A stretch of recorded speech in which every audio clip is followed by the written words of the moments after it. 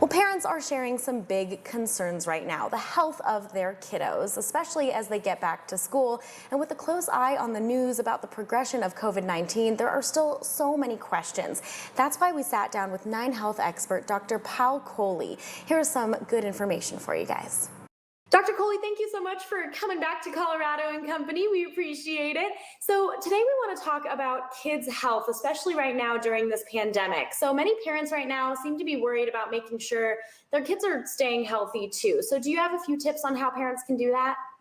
I do have a few tips. So I think a couple things to think about here. The first is with respect to the virus, you want to make sure that your kids, especially the younger kids, really understand how the virus is spread and what they can do to protect themselves. So that's where the idea of hand hygiene comes in, the idea of making sure that, they're washing their hands before and every meal, after they go to the restroom or the bathroom, and making sure that when they're interacting with other kids, they're aware of maintaining that social distancing, which can be really hard when it comes to toddlers and some of the younger kids. So that's with respect to the virus itself. But in general, I also think it's a good idea to think about your child's physical health and their mental health during this time. Because they're not going to school, they may not have the same schedule, they may not have the same routine.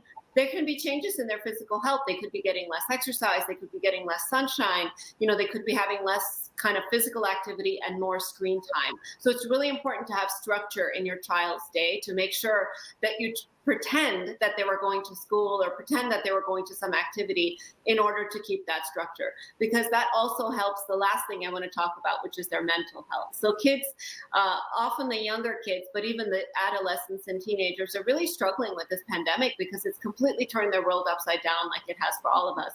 But they have trouble processing and understanding the implications of why that's happening and how it's affecting them. So a lot of kids, and the data is showing now that kids are starting to regress in some ways, socially, behaviorally, and academically because of this. So you really have to be aware of what those warning signs are in order to help your child through this. Behaviorally, we're also seeing that kids are having some issues with behavioral regression. So as an example, a child that was previously potty trained is having accidents, or an older child starts to suck his or her thumb. These are all signs that your child is giving you that their brain is not able to process these emotions and that you need an intervention.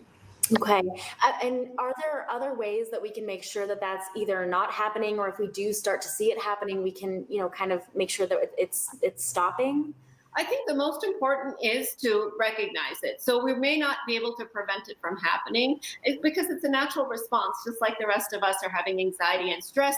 Our kids are manifesting that anxiety and stress with these regressions. So I wouldn't worry so much that it's happening, but I would keep my radar up to try to recognize when it's happening so that you can intervene.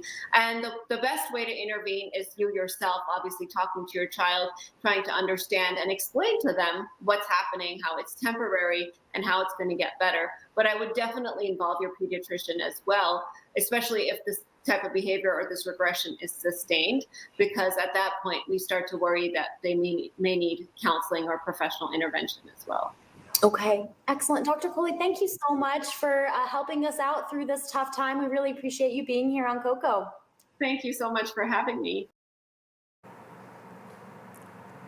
You can go online right now to 9healthfair.org to sign up for your screenings today. And if you have questions, 9 Health Neighbors is still up and operating with volunteers standing by to answer those questions.